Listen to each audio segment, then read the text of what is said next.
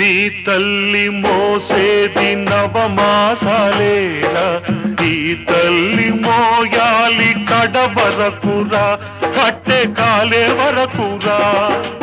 ఆ రుణం తల కొరివితో తీరేనురా, ఈ రుణం ఏ రూపాన తీరేదిరా. ఆ రూపమే ఈ జవానురా, త్యాగానికి మరో రూపు నువ్వురా. జననీ జన్మభూమిశ్చ స్వర్గాదపి గరీయసి, స్వర్గాదపి గరీయసి.